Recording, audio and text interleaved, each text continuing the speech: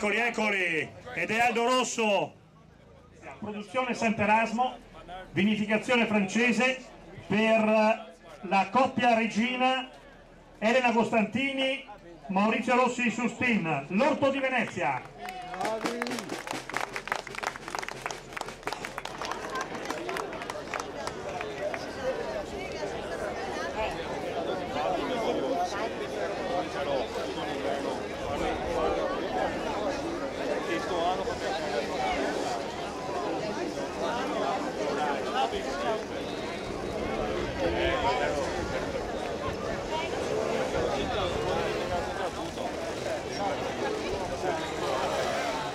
Gli diamo il secondo nome oggi, è scritto qui, Silvia Scaramuzza, eccolo qui, bella la foto, bello il ricordo, essere in bandiera, ed è un momento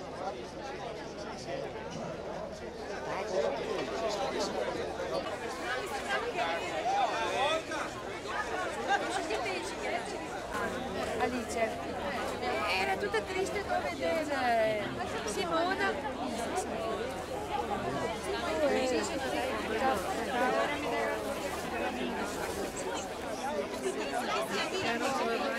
Spiegato la signora, li liberano le api in una zona in cui c'è una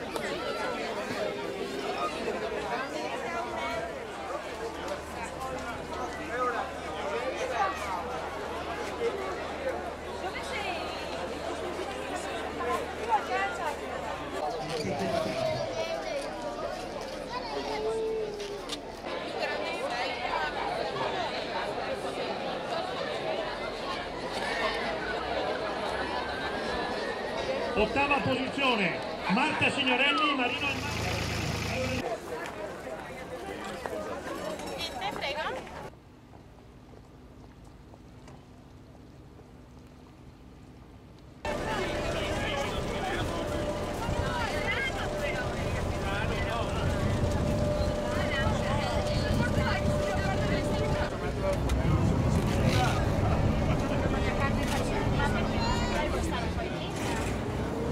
e Massimiliano ci ha messo mai da mangiare.